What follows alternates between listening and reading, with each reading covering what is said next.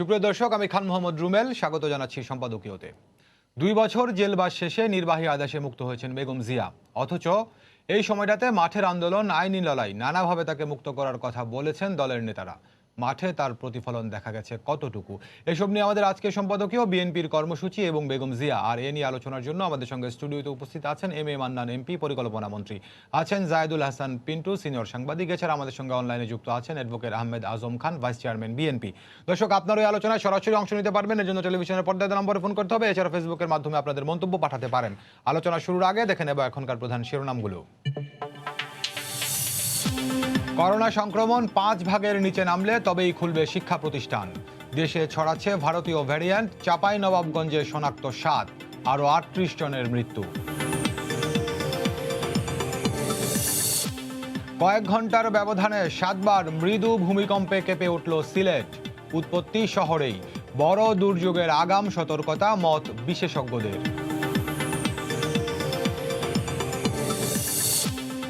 বিশ্বের যে কোনো প্রান্তে শান্তি প্রতিষ্ঠায় বাংলাদেশ সবসময় প্রস্তুত। আন্তর্জাতিক শান্তিরক্ষী দিবসে প্রধানমন্ত্রী। রাজধানীতে বর্ণাঢ্য র্যালি।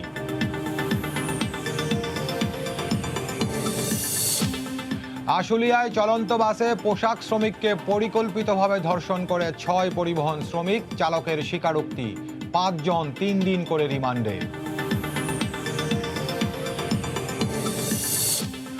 এবং দেশের দক্ষিণাঞ্চলের ঝুঁকিপূর্ণ বাঁধ নিয়ে মাথা ব্যথা নেই পানি উন্নয়ন বোর্ডের। ঘূর্ণিঝড় ইয়াসের পর মেরামতের চেষ্টা করে যাচ্ছেন স্থানীয়রাই।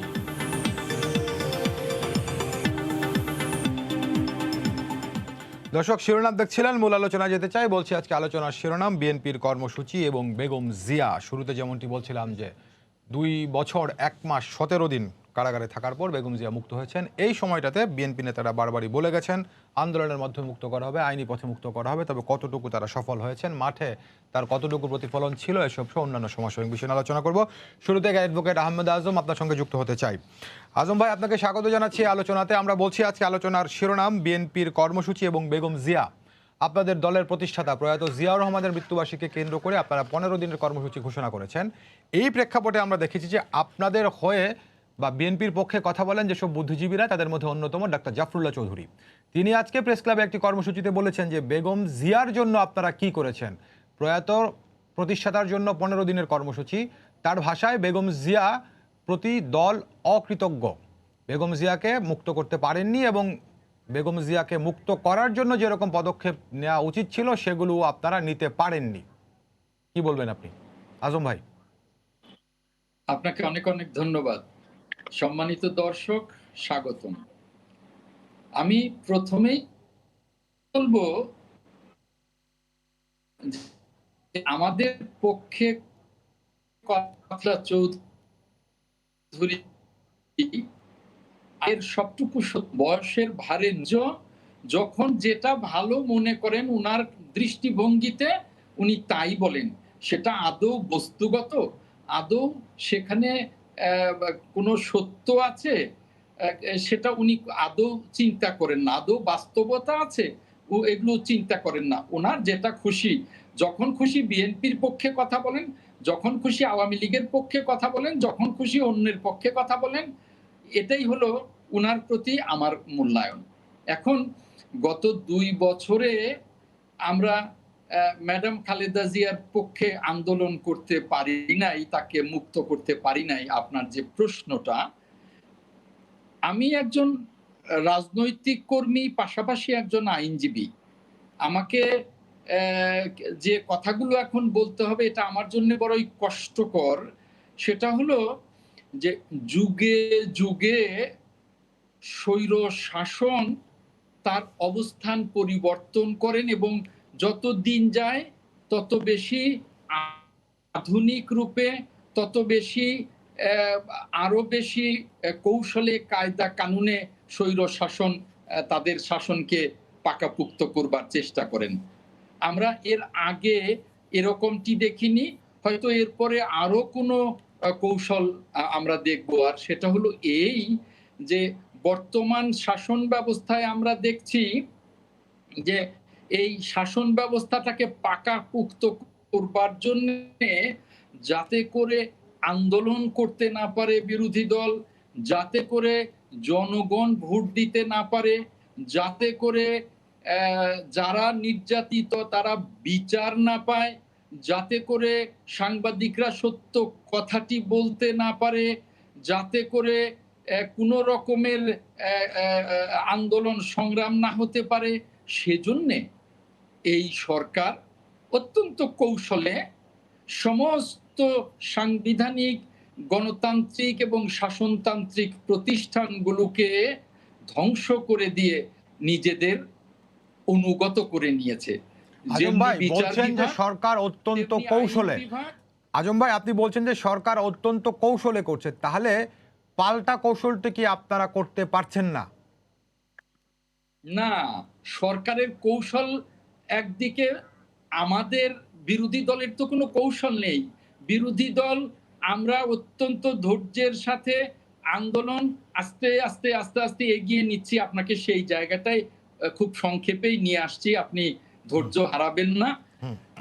একদিকে আইন বিভাগ, একদিকে শাসন বিভাগ, একদিকে বিচার বিভাগ, একদিকে সকল রাষ্ট্রীয় প্রতিষ্ঠানগুলো, আরেকদিকে আইন শৃঙ্খলা বাহিনী অত্যন্ত সুকৌশলে তারা নিজেদের অনুগত করে নেবার কারণে আপনি দেখুন যে পৃথিবীর যে সমস্ত দেশে গণতান্ত্রিক নর্মসগুলো ন্যূনতম কাজ করে, সেই সমস্ত গণতান্ত্রিক দেশের আইন শৃঙ্খলা বাহিনী সরকারের অনুগত হয় না, তারা রাষ্ট্রের অনুগত হয়।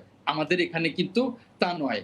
সেই সমস্ত দেশের বিচার বিভাগ কিন্তু সরকারের অনুগত হয় না, রাষ্ট্রের অনুগত হয়। এই মাত্র কিছুদিন আগেই যে এসকে সিনহার বিদায় আমরা দেখলাম, কি কারণে?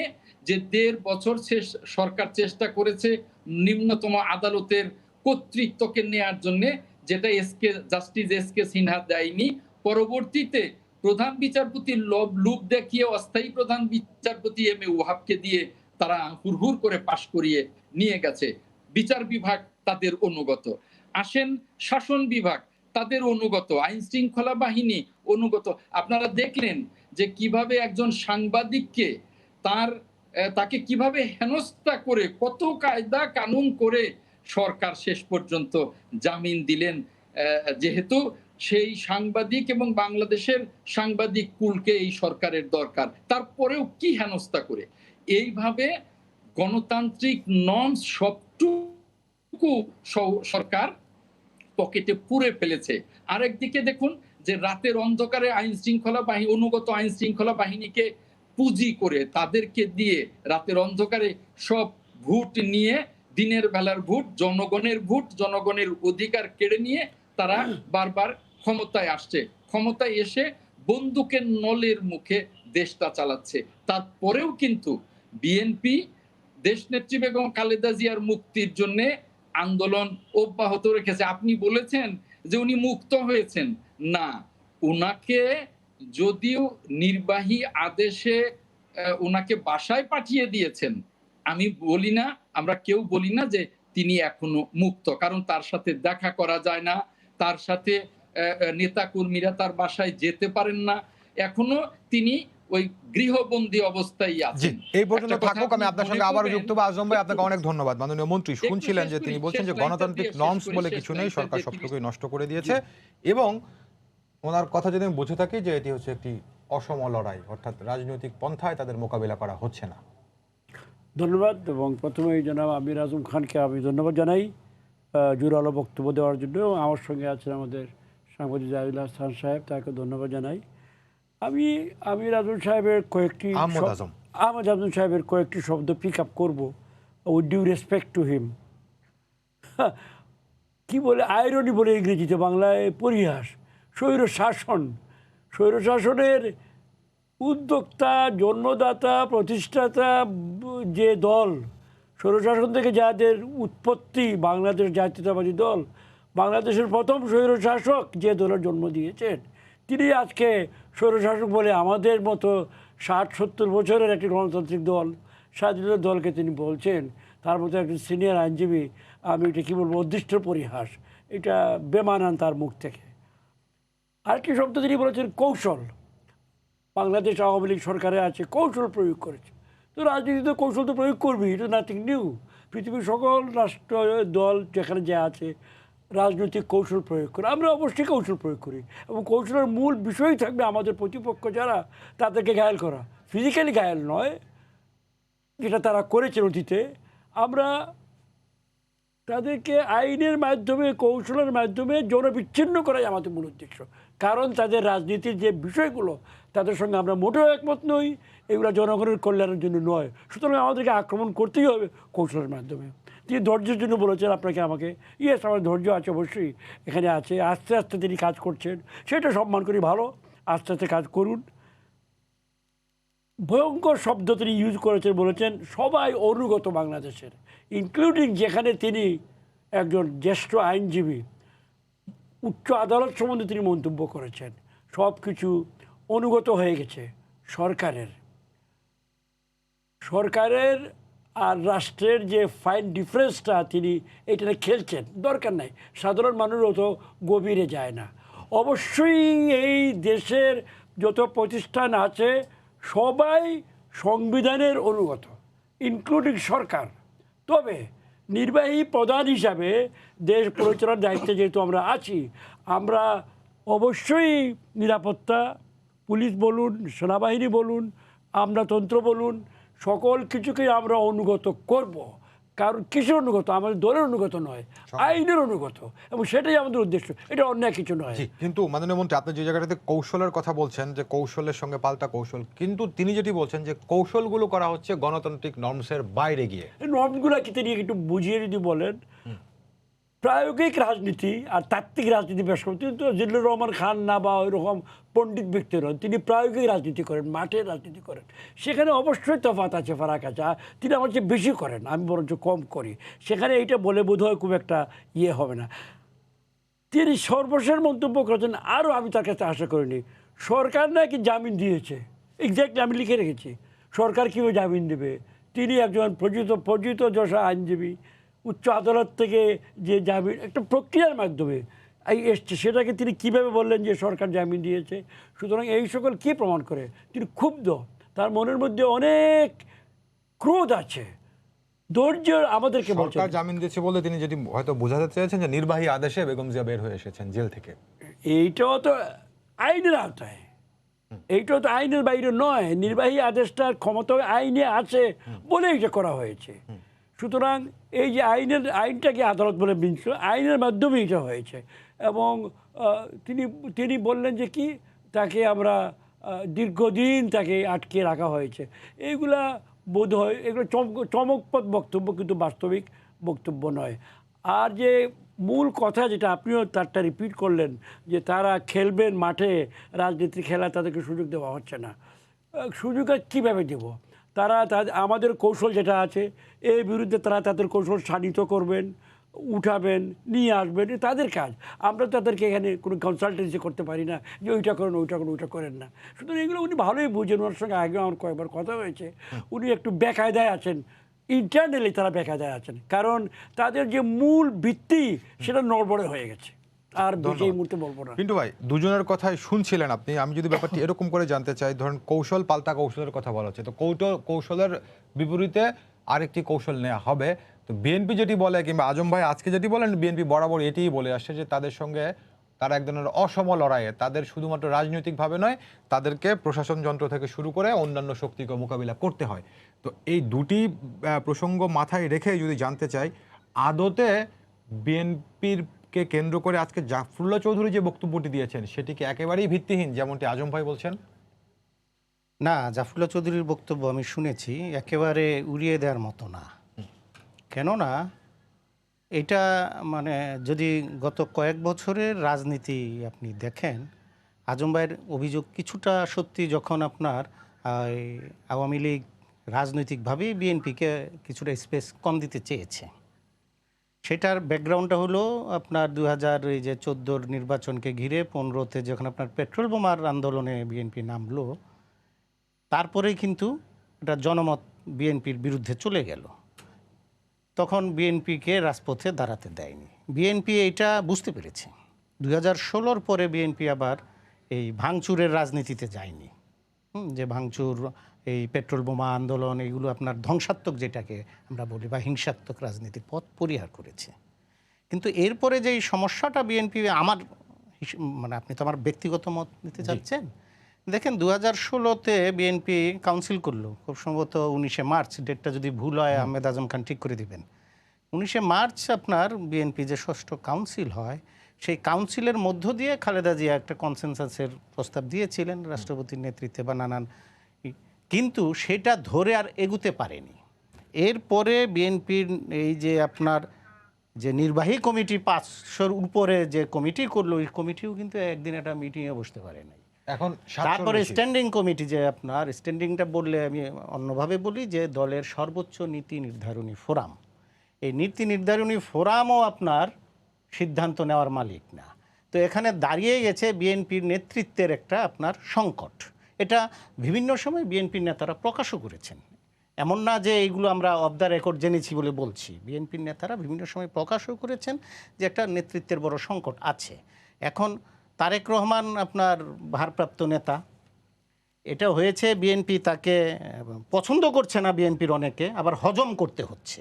এই সিচুয়েশনের মধ্যে দিয়ে বিএনপি যাওয়াতে আপনার অনেকেই ইনঅ্যাক্টিভ হয়ে গেছেন, তারপরে ধরেন যেই দলের নেতা 13 বছর ধরে বাইরে, হ্যাঁ, এখন তাদের একটা বক্তব্য আছে, আসলে অ্যারেস্ট হবে, দুর্নীতির মামলা না শুধু 21শে আগস্টের মামলা, এগুলো তো এখনও ফয়সালা হয় নাই। 21শে আগস্টের সঙ্গে আওয়ামী লীগের যে সম্পর্কের বিরোধ, এটা কিন্তু এই দাগ এটা পার্মানেন্ট রূপ দিয়ে দিয়েছে প্রায়, যেটা 15 আগস্টের পরে অনেকটা কাছাকাছি এসেছিল, 21শে আগস্ট আবার একটা দূরত্ব সৃষ্টি করেছে, সেটা আলাদা আমি বলবো না। তো এই জায়গাটা আমি দেখি যে এই বিএনপি অমুক নেতৃত্বের দিক দিয়ে এমন, বা যাকে নেতা নির্বাচন করেছেন, এমন ক্যারিশমাও দেখাতে পারেননি যে ঠিক আছে উনি দেশের বাইরে আছেন 13 বছরে, উনি ওখান থেকে যেই নেতৃত্ব দিবেন সেই নেতৃত্ব দিয়ে আমরা এগিয়ে যাব। এখানে আপনাকে আমি একটা ওই যে মান্নান ভাই শব্দটা ব্যবহার করেছেন না, পরিহাস, ওই আয়রনি আমি আবার বলু, জেনারেল এরশাদের চিঠিগুলো যদি আপনি পড়েন, আমি জানি না কটা পড়তে পেরেছেন কিনা, লাগলে আমি দিতে পারি। 91 সাল থেকে 96 সাল পর্যন্ত উনি জেলখানা থেকে, ওনার দলটা তো একটা সামরিক স্বৈরাচারের জন্ম দেয়া দল ছিল, তাই না, ডিক্টেটরশিপ উনি চালিয়েছেন, দলের ভিতরও ডিক্টেটরশিপ চালিয়েছেন, কিন্তু উনি দলের ম্যানিফেস্টো কী হবে এই থেকে শুরু করে প্রতিটা শব্দ উনি লিখে দিতেন এই কান্ডারি মানে মিজান চৌধুরীর কাছে, তাকে যাকে বলা এরশাদ করতেন যে কান্ডারি মানে ভারপ্রাপ্ত চেয়ারম্যান। তো উনি এটা আবার দলের মধ্যে উপস্থাপন করতেন, ওখানে আলোচনা করে আবার এরশাদের কাছে জেলখানায় পাঠাইতো, জেলখানায় আবার কারেকশন করে দিত। আমি বলছি যে উনি একটা ডিক্টেটর হওয়ার পরেও উনি কিন্তু ফাইল ওয়ার্কের মতো প্রতিটা শব্দ লিখে দিতেন। এটা নিয়ে প্রেসিডিয়ামে আলোচনা হতো।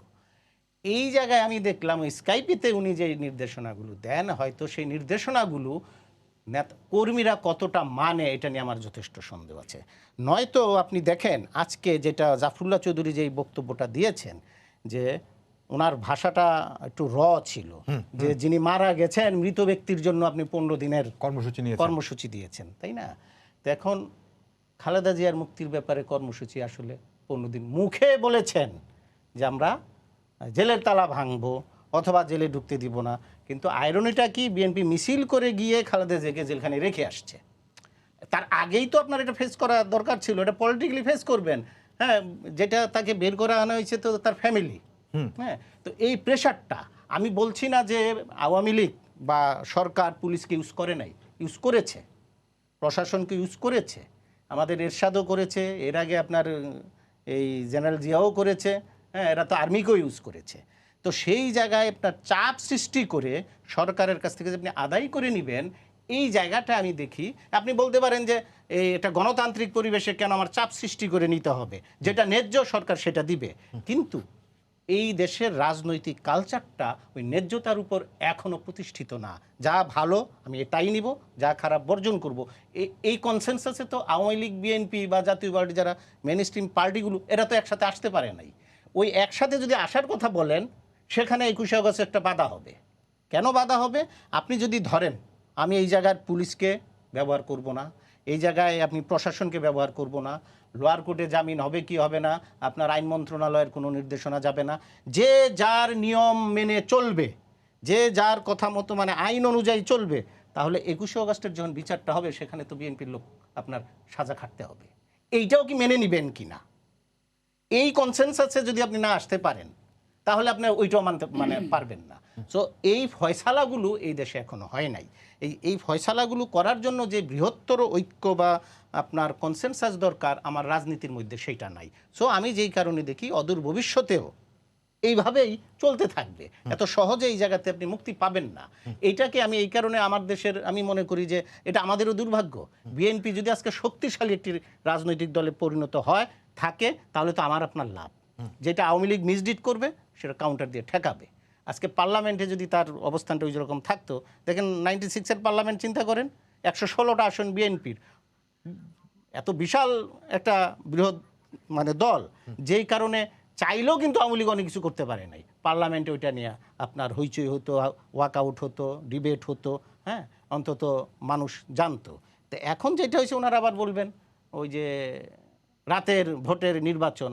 আমি তো সেই জায়গায়ও বলবো যে ভোটটা আপনি বলছেন রাতে হয়ে গেছে, সেটা বুঝতে আপনার পরের দিন সন্ধ্যা 6টা বাজলো কেন? তাই না? তো আপনি তো দুপুর পর্যন্ত আমি বিএনপির মহাসচিবের বক্তব্য শুনতেছিলাম, সবই তো ঠিক ছিল। তো আমি যদি জানি রাতে হইছে, তা আপনি পরের দিন রাতে কেন জানবেন? সেই জায়গায় আপনার মানুষকে আপনার সচেতন করা উচিত ছিল।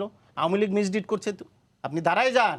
86-এর নির্বাচন আমরা তো দেখেছি, হ্যাঁ, বিএনপি যায় নাই, আওয়ামী লীগ গিয়েছে, হ্যাঁ, কিন্তু তারপরও তো কেন্দ্র দখল করে কেন্দ্র থেকে রেজাল্ট দিয়ে যেতে হবে, সে না পেরে মিডিয়াকুর জায়গায় আপনার এরশাদ নিয়ে গেছে।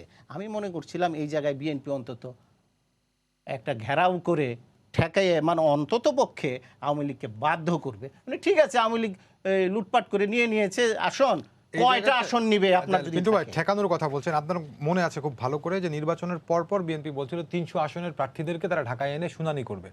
আপনার না, ওটা পারে নাই তো। ওরা এখানে প্রথম দফা শুনানি করেছে, হয়েছে তো, 50 থেকে 60 জনের মধ্যে এসেছিল, এরপরে কিন্তু এটা না, তারপরে শুনেন, ওইটার জন্য ভালো কথা মনে করিয়েছেন, ওখানে ওনারা যেটা বলেছিলেন সেইটাও আমি মনে করি বিএনপির কর্মীদের, গ্রাসরুট লেভেলের কর্মীদের ওই কথাটা ওই বিএনপি ইকো করে নাই। ওনারা বলেছিল, আত্মসমালোচনা করেছিলেন যে আগে আমাদের দল গুছাতে হবে। তা আমিও এই কথাটা আজম ভাইকে আমি বহুবার যতবার টক শোতে হয়েছে এই কথাটা বলতাম, আপনি 2014 নির্বাচনে যান নাই, এটা একটা ভুল করেছেন। 18 নির্বাচন আপনাদের গোল খাইয়ে দিয়েছে, মানলাম, কিন্তু আপনার এরপরে টার্গেটটা কি হবে? 24-এর নির্বাচন যেন আওয়ামী লীগ আপনার কাছ থেকে নিয়ে নিতে না পারে, তাই তো? তা আপনি ওই অনুযায়ী দলকে তো গুছাবেন। তা আমি গত 2-2.5 বছরে বিএনপি নিজের দলকে গুছিয়ে, বিএনপির ভাষায় যে আওয়ামী লীগ কর্তৃত্ববাদী শাসন চালাচ্ছে, ওই কর্তৃত্ববাদী ভাঙ্গার জন্য আপনি পাল্টা কৌশলটা কি নিলেন, সেই জায়গাটায় আমি একটু হতাশ হই। জি, ধন্যবাদ আপনাকে। আবার আজম ভাইয়ের সঙ্গে যুক্ত। আজম ভাই, আপনি শুনছিলেন যে কথা বলছিলেন আমাদের এখানে দুজন। আমি আপনার কাছে আজম ভাই, এর আগে আপনি যে কথাটি বলছিলেন যে আস্তে আস্তে আপনারা আন্দোলন এগিয়ে নিচ্ছেন, তো এই আস্তে আস্তে এগিয়ে নেওয়ার প্রক্রিয়াতে 8-এর নির্বাচনের পরের কথা যদি বলি, 2টি নির্বাচন চলে গেছে, 14 এবং 18-তে। এই 2টি নির্বাচন পার হয়ে যাওয়ার পরে এর আগে আবার 18-র আগে আবার আপনাদের নেত্রী জেলে চলে গেলেন, জেল থেকে নির্বাহী আদেশে মুক্ত হলেন। তো এই ঘটনাগুলো ঘটে যাচ্ছে, এর মধ্যে আবার আরেকটি নির্বাচন এগিয়ে আসছে। তাহলে আপনারা এই আস্তে আস্তে এগিয়ে নেওয়াটা কি খুব বেশি আস্তে আস্তে হয়ে যাচ্ছে কিনা, কি মনে করেন? আমি আপনার এই আলোচনাটায় পরে আসব। আমি আমার শ্রদ্ধেয় মান্নান ভাইয়ের কথা একটু অ্যাড্রেস করব। মান্নান ভাই ওনার আলোচনার প্রথমেই বলেছেন, উইথ ডিউ রেসপেক্ট আমি বলবো, উনি প্রথমেই বলেছেন যে স্বৈরাচার কারা, স্বৈরাচার তো বিএনপির প্রতিষ্ঠাতাই, অর্থাৎ এইভাবেই উনি বলতে চেয়েছেন। দেখুন, 75-এর একটি 7ই নভেম্বরের একটি বিপ্লবের মধ্য দিয়ে বিএনপির প্রতিষ্ঠাতা রাষ্ট্রীয় ক্ষমতায় অধিষ্ঠিত হয়ে কি করেছিলেন? একদলীয় শাসন কায়েম করেছিলেন, না একদলীয় শাসন ভেঙে বহুদলীয় শাসন কায়েম করেছিলেন? তাহলে কি স্বৈরাচারের কাজ হলো?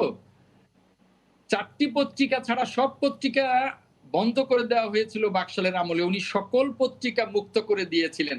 এটা কি স্বৈরাচারের কাজ না ভালো মানুষের কাজ? এর বিচার মান্নান ভাইয়ের কাছেই দিলাম। আর জাহিদুল ইসলাম পিন্টু সাহেব বলেছেন যে বিএনপির জনপ্রিয়তা কম থাকার কারণে বিএনপি কিছু করতে পারছে না। বিএনপির জনপ্রিয়তা যদি জনসম্পৃক্ততা বাড়াতে পারেন নাই, সম্পৃক্ততা যদি সম্পৃক্ততা নাই বাড়াতে পারলাম, যদি সম্পৃক্ততা নাই বাড়াতে পারলাম, তাহলে ওই 2014-তে 3% ভোট পড়লো কেন, আর 2018 রাতের বেলায় 29শে ডিসেম্বর ভোটটা নিল কেন? আপনি বলেছেন যে মহাসচিব পরের দিন সন্ধ্যায় জানতে পারলেন কেন? আপনি হয়তো দেখেছেন মহাসচিব ঠাকুরগাঁয়ে ছিলেন। আমরা জানি যে সারা রাত ভোট হয়েছে। কিভাবে ভোট হয়েছে আপনাকে একটু নমুনাও বলি।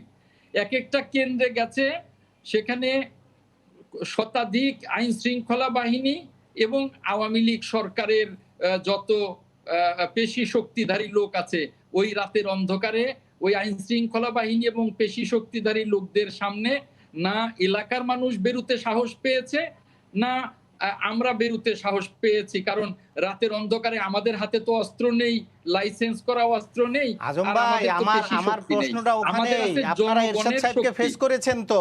শেষ করি। জেনারেল এরশাদকে তো ফেস করেছেন আপনারা। আমাদের যে কি শক্তি, আপনি আরেকটা কথা বলেছেন যে বিএনপি কে আমরা শক্তিশালী দেখতে চাই। শক্তি কিন্তু গায়ের জোরের শক্তি নয়, শক্তি হলো জনগণের শক্তি। বিএনপি কতটুকু জনগণের শক্তিতে শক্তিশালী? একটা নিরপেক্ষ নির্বাচন বিএনপি চায়। বিএনপি কিন্তু বিএনপির অধীনের নির্বাচন চায় না। কিন্তু আজম ভাই, এখানে যে কথাটি আলোচিত হচ্ছে বা পিন্টু ভাই যেটি বলার চেষ্টা করেছেন যে জনগণ আপনাদের সঙ্গে সম্পৃক্ত বলে আপনি বলছেন, তো সেই জনগণকে আপনারা কেন মাঠে নামাতে পারছেন না? যে রাতে ভর্তি হয়ে গেল, জনগণ নিয়ে তো আপনারা পরের দিনে প্রতিবাদ করতে পারতেন। বলছেন যে রাতে অস্ত্রের মুখে আপনারা সাহস করেননি, জনগণ সাহস করেনি, কিন্তু পরে এরপরে তখন আপনারা কি জোরালো কোনো জন আন্দোলন গড়ে তুলতে পেরেছেন? সেই স্পিরিটটার কথাই বলছেন পিন্টু ভাই। না, পারিনি। কেন পারিনি জানেন?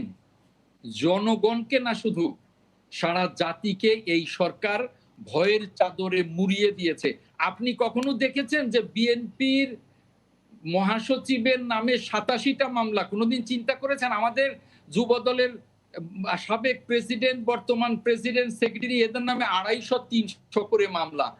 আর বছরের পর বছর মির্জা ফখরুল ইসলাম আলমগীর 4 বার জেলে গেছেন, বেগম জিয়া নিজে 2 বছর জেলে। বিএনপির এমন কোন বর্তমান মানে সাবেক মন্ত্রী নেই, এমন কোন সিনিয়র নেতা নেই যাদের নামে 50-এর উপরে মামলা, এবং যারা এমন একজন নেই যারা জেল খাটে নাই। অর্থাৎ তার মানে কি মামলার ভয়ে আপনারা আন্দোলনে নামছেন না? ব্যাপারটা তো এরকমই না, মামলার ভয়ে 250 যেন, মামলার ভয়ে 250টি মামলা যেন 251টি না হয়, সেজন্যই নামছেন না। না না না, আপনি ভুল করছেন। পুরো জাতিকে এমন ভাবে ভয়ের চাদরে মুড়িয়ে দিয়েছে যে জনগণ ভয়ে এখনো তারা নামতে সাহস পাচ্ছে না। তবে একটা কথা আপনাকে বলি, স্বীকৃত স্বৈরাচার এরশাদকে নামাতে কিন্তু 9 বছর লেগেছিল। এখন অনেক আধুনিক রূপে বর্তমান কর্তৃত্ববাদী সরকার, ওই এরশাদের অধীনে কিন্তু বিচার বিভাগ ছিল না, শাসন বিভাগের সবটুকু ছিল না, সাংবিধানিক প্রতিষ্ঠানগুলো সব ছিল না।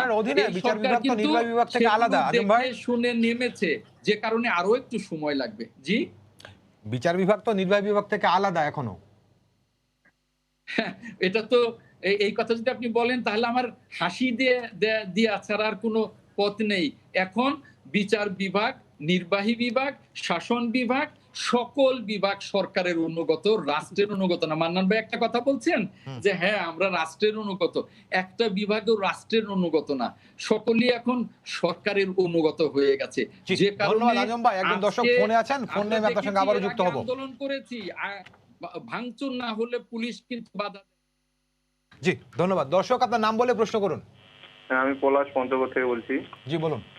আমি আজম ভাইয়ের কাছে প্রশ্ন করছি, ওনারা যে আন্দোলন করতেছে, ওনাদের আন্দোলনের রাজনীতিটা তো আসলে জনগণকে নিয়ে, জনগণের নিয়ে কি আন্দোলন করতেছে? আর ভোটের সময় ওদের ভারপ্রাপ্ত চেয়ারম্যান তারেক জিয়া বাইরে থাকেন, বাইরে থেকে নমিনেশন দেন, এতে করে কি আমাদের জনগণের আস্থা তাদের দলের প্রতি থাকে? জি ধন্যবাদ আপনাকে, অনেক ধন্যবাদ। আজম ভাইকে পরে জানার চেষ্টা করব। তার আগে মাননীয় মন্ত্রী ওই আহমদ আজম অ্যাডভোকেট, তিনি তার আগের আলোচনাতে আছেন যে আপনারা এক ধরনের কর্তৃত্ববাদী ব্যবস্থা চালু করেছেন, যার কারণেই তারা সেটির সঙ্গে পেরে উঠছেন না। তিনি একজন অত্যন্ত বিশিষ্ট আইনজ্ঞ মানুষ। শাসন শব্দটার মানে কি? শাসন, অ্যাডমিনিস্ট্রেশন, রুল, সভরেন রুল হোক, গণতান্ত্রিক রুল হোক, রুল ইজ রুল। আমরা রুল করছি, of course we are rulers as per constitution. সেইটা নিয়ম। সুতরাং এটা নিয়ে আমাদেরকে বকাঝকার কোনো কারণ নেই। তিনি থাকলেও এই সংবিধান দিয়েই শাসন করতেন এবং তার নাম শাসনই হতো, ফুলসজ্জা হতো না। কিন্তু কর্তৃত্ববাদী বলছেন। শাসনের বাংলা কি কর্তৃত্বই তো, না না, কর্তৃত্ববাদী শাসন বাদী বলছেন। শব্দটাকে তিনি লাগিয়েছেন, এটা তার ইচ্ছায়। দুই একটা যদি তাকে বলতে চাই, সরকার আর রাষ্ট্রের মধ্যে, সরকার হলো রাষ্ট্রের দাঁত, ভিন্ন করা যাবে না। রাষ্ট্রের দাঁত হলো সরকার। দাঁতের কামড় যদি ফিল করে উনি এত স্ট্রং, তাহলে এখানে উনি বিচরণ করতে পারবেন। আমি দুটো জিনিস তাকে বলে শেষ করতে চাই। মামলা জেলের ভয়ে তিনি পারছেন না। এই বাংলায় উদাহরণ আছে। বঙ্গবন্ধু সারাটা জীবন কতটি মামলা খেয়েছিলেন, তিনি নিশ্চয়ই পড়াশোনা করেছেন। কতবার জেল খেটেছিলেন, কতবার তাকে ফাঁসির কাস্টে ঝুলাবার আয়োজন করা হয়েছিল, তাও তিনি ছিলেন। সেই সব উদাহরণ তো তার সামনে আছে, আমাদের সামনে আছে। সুতরাং উনি যে মামলা জেলের ভয় আমরা পারছি না, এটা বললে হবে না। আমি একটা কথা বলতে চাই, মিলিটারি কু কবি বিপ্লব হলো, তিনি বলেন বিপ্লবের মাধ্যমে তারা এসছেন। মিলিটারি কু, কাউন্টার কু, হত্যার মাধ্যমে আপনারা প্রতিষ্ঠা করেছেন একটা, যে ব্যক্তি মুস্তাকের আড়াল হয়ে হয়ে ধীরে ধীরে বেয়ে বেয়ে প্রকাশ পেয়ে আসছে। এবং বাংলার প্রথম স্বৈরশাসক, অবশ্যই বাংলার প্রথম স্বৈরশাসক, বাংলার প্রথম চিফ মার্শাল ল অ্যাডমিনিস্ট্রেটর, বাংলাদেশের শাসনের ইতিহাসে এইটাই কলঙ্কজনক অধ্যায়ের শুরু। আপনাকে আমি একটা কথা বলতে চাই আজম সাহেব, আপনাদের দলের চেয়ারম্যান বিদেশে থাকেন, বিদেশে থেকে মহান বিপ্লবীরা অনেক অসাধ্য সাধন করেছেন, ইতিহাস আছে, সেইটা আরেক মডেল। ফিদেল কাস্ট্রো করেছে, মোহাম্মদ লেনিন করেছেন, আমাদের বাড়ির কাছে খোমেনি করেছেন। আপনাদের যে যিনি চেয়ারম্যান সাহেব, তিনি কি ওই পর্যায়ের ওই ক্যারিশমা শব্দটা ব্যবহার করেছেন? ওই ক্যারিশমার কেউ, নাকি তার ওই ধরনের ব্যাকগ্রাউন্ড কিছু আছে, নাকি তা আপনারা তাকে আপনারা ওইভাবে ব্যবহার করে আপনারা ওই পর্যায়ের একটা ইয়েতে নিয়ে আসবেন? তার মানে ইন্টারনালি আপনাদের এটা হলো শূন্য। আপনারা তাত্ত্বিক বিবেচনায়, প্রায়োগিক বিবেচনায় একটু হলো দল পরিচালনা করছেন। আপনাদের প্রথম দর্শন যেটা ছিল, যেটা আপনাদের স্বৈরশাসক, আপনাদের প্রতিষ্ঠাতা পিতা যে দল সৃষ্টি করেছিলেন শূন্যতার উপরে, এই শূন্যতাটাকে আপনারা আরও শূন্যতা নিয়ে গেছেন এবং জিনিসটা প্রকৃতভাবে বাংলাদেশের মানুষের কাছে ধরা পড়েছে। ভালো মন্দ পরে বিচার করছি, আপনাদের no substance in your programme. সুতরাং তার উপরে আপনার কোনো কৌশল প্রয়োগ করার মতো আপনাদের কোনো অবস্থান নেই, পারবেন না। এবং অ্যাবসেন্টি ল্যান্ডলর্ড, অ্যাবসেন্টি গৃহস্থ দিয়ে যেমন ধান চাষ করা যায় না, ফসল হয় না, অ্যাবসেন্টি চেয়ারম্যান দিয়ে তথাকথিত আপনি এটা অর্জন করতে পারবেন। আমি very sorry, as a friend আপনাকে কথাটা বললাম আমার সামান্য পলিটিক্যাল জ্ঞান থেকে। ধন্যবাদ। ধন্যবাদ পিন্টু ভাই। এর আগের আলোচনা আপনি যে কথাগুলো বললেন এবং আজম ভাই যেভাবে ডিফেন্ড করার চেষ্টা করেছেন, বিএনপি তো মোটামুটি এইভাবেই বলে, কিন্তু গণতান্ত্রিক রাজনৈতিক ব্যবস্থায় এভাবে ডিফেন্ড করা ছাড়া বিএনপির সামনে কি অন্য কোনো পথ রয়েছে? অবশ্যই আছে। জি। আমি তো মনে করি বিএনপির আত্মসমালোচনা করা উচিত, যে এই 13 বছর না কত 15 বছর ক্ষমতার বাইরে, এখন বিএনপি যদি আওয়ামী লীগের মতো চিন্তা করে, আওয়ামী লীগ 21 বছর ক্ষমতার বাইরে ছিল, 21 বছর ক্ষমতার বাইরে থেকে এখন 13 বছর না 12 বছর টানা ক্ষমতায়। কারণ বিএনপিও যদি চিন্তা করে আওয়ামী লীগ 21 বছর ক্ষমতার বাইরে ছিল, হ্যাঁ, নানান ঝুট ঝামেলা ফেস করে তারা 21 বছর ক্ষমতায় আসতে আমাদের লাগতে পারে, তাহলে আমার আর কিছু বলার নেই। তা আমি তো বলবো যে বিএনপি যখন যেন আরও আগে ক্ষমতায় আসতে পারে। মানে এটা রাজনৈতিক দলের তো উদ্দেশ্য এটাই থাকা উচিত, রাজনীতি তো করছে ক্ষমতায় যাওয়ার জন্যই, তাই না? তো সেই কৌশলগুলি নিতে হলে বিএনপির কি ভুল, এই ভুলগুলি একটু লিস্টিং করা উচিত। এই লিস্টিং কি করেছে? লিস্টিংটা করে নাই। যে গত 2006 সালের অক্টোবরের 26 তারিখ বোধহয় বিএনপির মেয়াদের শেষ ছিল, 28 তারিখ তো ওই যে পল্টনে মারামারি হলো, হ্যাঁ, এর পর দিন থেকে এই আজকে পর্যন্ত বিএনপি কি ভুল সিদ্ধান্ত নিয়েছে এটা বসুক। এই সিদ্ধান্তগুলো যেন আর ভুল নেক্সট টাইম নেওয়া না হয়, সের জন্য কি পদক্ষেপ নিতে হবে? এটা কালেকটিভ ডিসিশন হবে না স্কাইপের ডিসিশন আসবে? তো কালেকটিভ ডিসিশনের মতো পরিস্থিতি তৈরি করতে হলে আপনার দলের ভিতরে গণতান্ত্রিক চর্চা লাগবে। দলের ভিতরে গণতান্ত্রিক চর্চা করতে গেলে আপনাকে আরও একটু উদার হতে হবে। সেটা বাংলাদেশের সব দলেরই গণতান্ত্রিক চর্চার অভাব আছে, কিন্তু আমি বিএনপিকে দেখি আর একটু বেশি। সেটা তো গঠনতন্ত্রের মধ্যেই আছে। গঠনতন্ত্রের বিএনপির চেয়ারপারসন কিন্তু পুরো দল কমিটি বাতিল করে দিতে পারে, কাউন্সিল করে আপনি কমিটি করবেন, সেই কমিটি বাতিল করে দিতে পারে। তো এই গঠনতন্ত্র তো সংশোধন করা উচিত। তো সংশোধন করা উচিত আমি বলছি, বিএনপির ভিতর থেকে কেউ যদি বলে এটাকে উদারভাবে নিতে হবে। তখন দেখা যাবে চেয়ারপারসনের ক্ষমতা কমানোর কথা বলছে। কিন্তু বিএনপির ভেতর থেকে অনেকে বলছেন বলে তো শোকজও খেয়েছেন। শোকজকে এটা তো ইদানিং দেখতেছি একজন দুজন, হ্যাঁ একজন দুজন বলছেন। তা আমি তো জানি কালকে আবার শোকজ খাই কিনা। আমি তো আমার টেলিভিশনে দেখে আসলাম বিএনপির দুই নেতা বলছে খালেদা জিয়া হত্যার বিচার চায় নাই। এবার যদি আপনি আমার কাছে হিস্ট্রি চান পরশুদিন, তো আমি ইতিহাস দিয়ে প্রমাণও করে দিতে পারবো যে সে চায় নাই। সেটা 2001 সালের 24 অক্টোবর উনি এই করে দিয়েছেন, এই মামলা চালানোর দরকার নাই। 2001-এর অক্টোবরের 10-এ ওত নিয়েছেন, অক্টোবরের 24 তারিখ উনি বলে এটা দিয়েছেন। ওটা আলাদা হিসাব। আমি একটু ছোট করে বলেন, এটা আপনি আজকে যেটা বলছেন, এই আমাদের এই শোতেই কোন এক সময় বিএনপি নেতারা বলে গেছেন যে বিচার কেন চান নাই তারা, বিচার তো হয়ে গেছে, অর্থাৎ ওই দিন সেই অভিযানে মঞ্জুরের সঙ্গে মারাই পড়েছেন বিএনপি বলে। এটা শোনেন, মিউটিনির বিচার, ক্যান্টনমেন্টে বিদ্রোহ হয়েছে, ব্যর্থ বিদ্রোহের বিচার, আর উনি প্রেসিডেন্ট, উনি একজন সিভিলিয়ান, সহজ হিসাব তো এটা। উনি একজন প্রেসিডেন্ট, রাষ্ট্রপতি হত্যার বিচার হয় নাই। ওই মামলাটা 1981 সালের 1 জুন চট্টগ্রামের কোতোয়ালি থানায় দায়ের করা হয়। সেই মামলায় 175-এরও বেশিরভাগ টাইম পিটিশন দিয়ে কারণ মামলাটাই কিন্তু দেয় নাই। বুঝলাম আমি এই 82 সাল থেকে 90 সাল পর্যন্ত জেনারেল এরশাদ ক্ষমতায় ছিল, মামলা করতে দেয় নাই। যেটা এই 2001 থেকে 2006 পর্যন্ত বঙ্গবন্ধু হত্যার বিচার সুপ্রিম কোর্টে করতে দেয় নাই। মানলাম, তো 91 থেকে 96 পর্যন্ত আপনি ক্ষমতায়, তাহলে আপনি বিচারটা আগান না কেন? আমি ধরেই নিলাম আগের সরকার আপনার বৈরী সরকার। আবার এটাও ধরে নেই 1996 থেকে 2001 বৈরী সরকার, আওয়ামী লীগ সরকার ক্ষমতায়। এরপরে তো 6 বছর আপনি ক্ষমতায়, বিচারটা এগিয়ে নিয়ে যান নাই কেন? সেইটা বলেছেন, ওইটা আমি বললাম আমার বক্তব্য না, এটা ক্লিয়ার কাট বলি। কর্নেল ওলি, মেজর হাফিজ, দুজন বিএনপির সিনিয়র নেতা স্পষ্ট ভাষায় বলে দিয়েছেন বিএনপি এবং খালেদা জিয়া এই বিচার চান নাই। এটা আমার বক্তব্য না, লাগলে আমি শোনাই দিতে পারি, ওনারা বলেছেন। তো আমি বলছি এই আত্মসমালোচনাটা, এটা তো বিচারটা হয়নি, আত্মসমালোচনা। আমি ব্যর্থ হয়েছি। আওয়ামী লীগ আমি মানলাম কর্তৃত্ববাদী, আওয়ামী লীগ কিছু কিছু জায়গায় কর্তৃত্ববাদী করে নাই তা তো না, করেছে। কিন্তু এটার কাউন্টারে আমি পারলাম না কেন আওয়ামী লীগের কর্তৃত্ব ভেঙে প্রবেশ করার। খালি পুলিশ দিয়ে, শোনেন এই দেশে পুলিশ আর আমলা বলেন, উনি তো আমলা ছিলেন, ওনার সামনে আমি কথাটা বলি, যদি দেখে মানুষের হাওয়া সরকারের দিকে নাই, ওই আমলা বলেন পুলিশ দেখেন, এরাও ইউটার্ন করবে। এটা আপনি 90-তে দেখেন নাই? দেখেছেন তো 96-এর 15 ফেব্রুয়ারি নির্বাচন আগে দেখেন নাই? হাওয়া উল্টাইছে, ওনারাও তো উল্টে গেছেন। ওনারা তো সচিবালয়তে বেরোয় আসছেন, জনতার মঞ্চ বানিয়েছেন। আমি বলছি ওই হাওয়াটা তৈরি করতে বিএনপি ব্যর্থ হয়েছে। ওই জায়গাটা আপনি কেন পারেন নাই? এই আত্মসমালোচনাটা করেন। আপনার ব্যর্থতা কোথায়? আপনার নেতৃত্বের ব্যর্থতা না আপনার ডিসিশন নেওয়ার ব্যর্থতা? যদি তাই হয় নেতৃত্ব পরিবর্তন আনেন।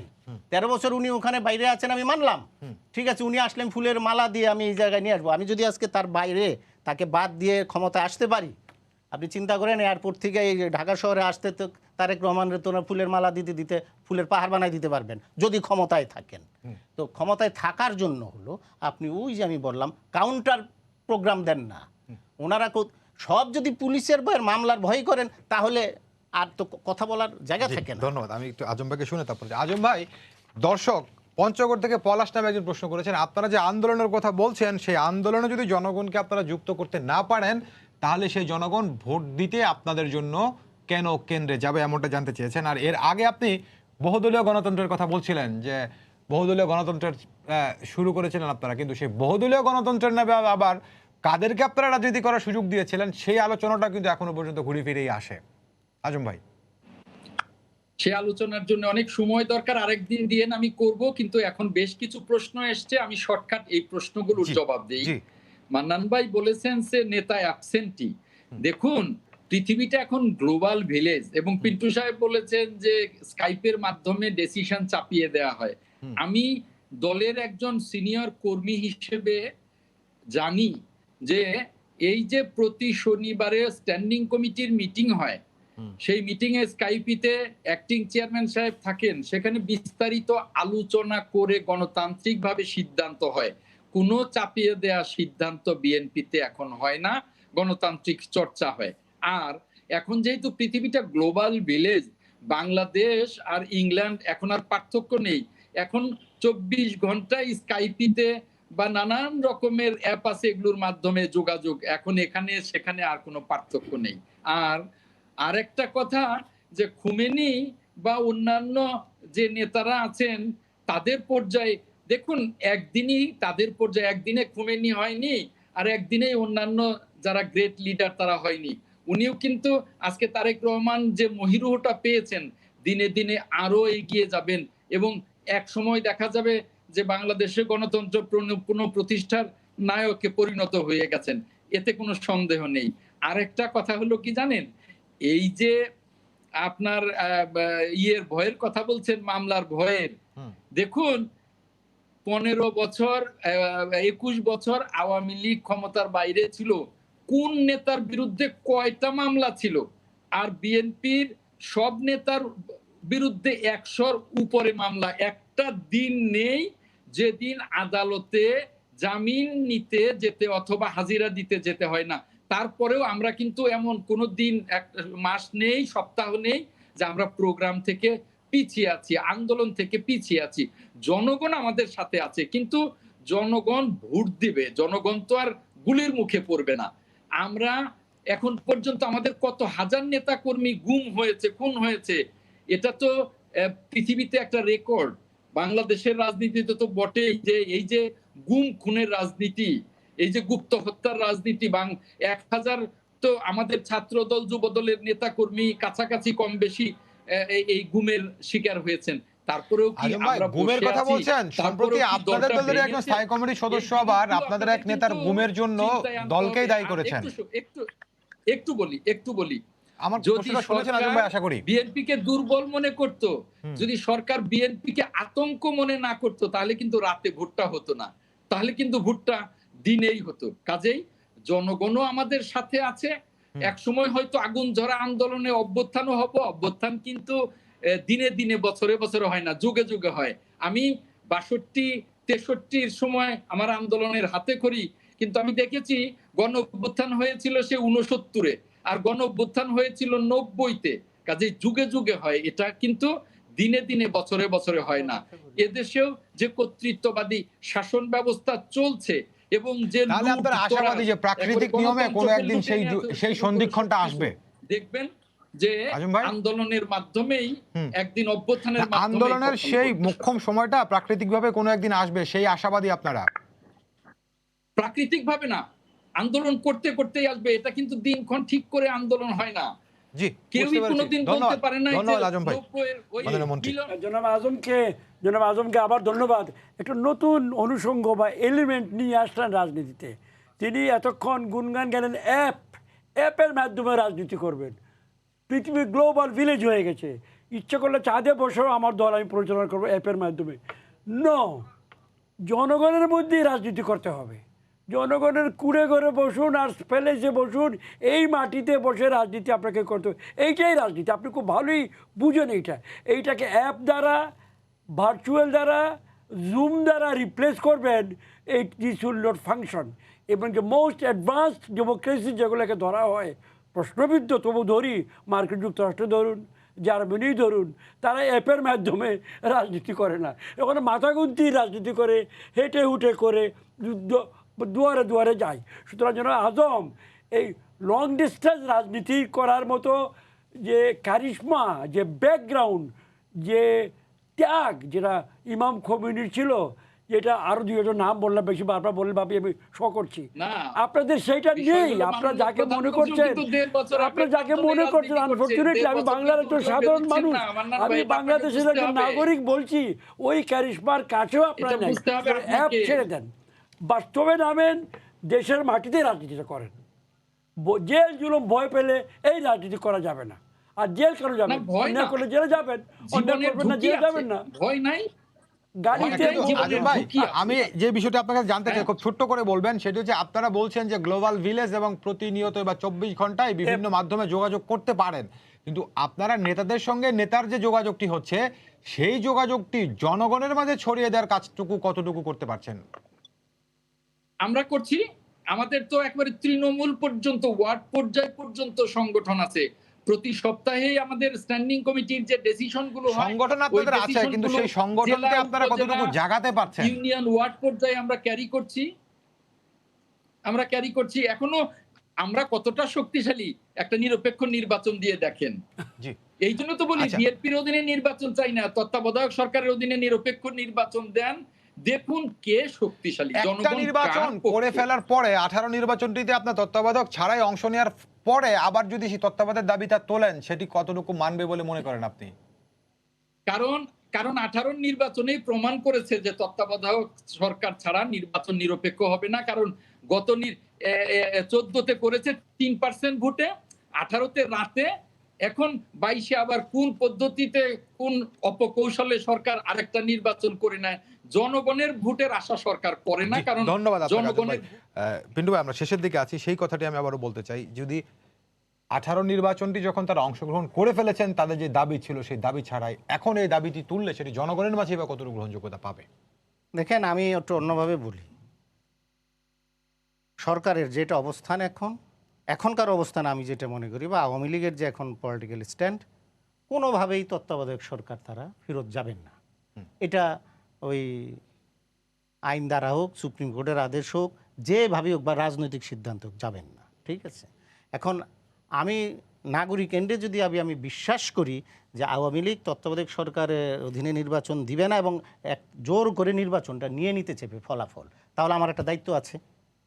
মানে আমি তো ব্যক্তি না, আমি ব্যক্তি হিসাবে তো আমি ফাইট করতে পারবো না। আমি একটা দলের হয়ে ফাইট করব, একটা গোষ্ঠীবদ্ধ হব বা দলবদ্ধ হব যে সরকার এই কাজটা ঠিক করছে না, তাই তো আমার অধিকার কেড়ে নিতে চাইছে, সেই অধিকারটা আমি আদায় করব।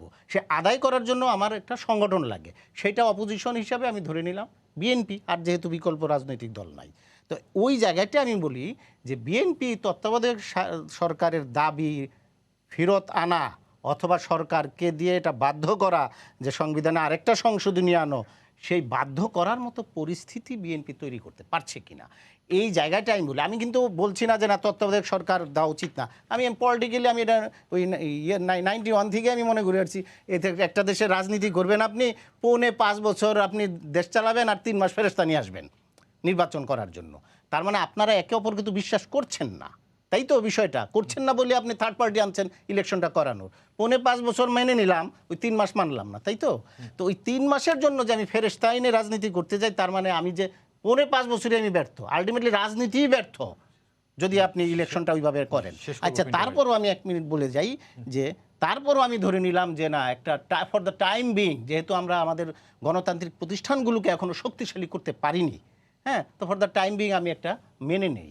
সেটা মেনে নেওয়ার জন্য আমাকে তো আদায় করে আনতে হবে। সরকার তো আমি বলছি কর্তৃত্ববাদী বা স্বৈরাচার বা সরকার মানছে না, তা আমি আদায় করি। এই আদায়টা কিভাবে করব, সেই জায়গায় আমার প্রশ্নটা। ওই আদায় করার জন্য আমার আর বিকল্প দল নাই বাংলাদেশে ছাড়া, বিএনপি ছাড়া। আমি তো একেবারে তৃতীয় পক্ষের কাছে যেতে পারি না, আমাকে বিএনপির কাছে নির্ভর করতে হবে। বিএনপি আমাকে সেটা করে দিতে পারছে না, এইটাই আমি বলছি।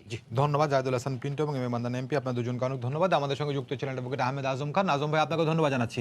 দর্শক, আপনাদের সবাইকে ধন্যবাদ জানিয়ে শেষ করছি আজকের সম্পাদকীয়। আগামীকাল আবারও দেখা হবে রাত 10টায়। দেখার আমন্ত্রণ রইল। শুভরাত্রি।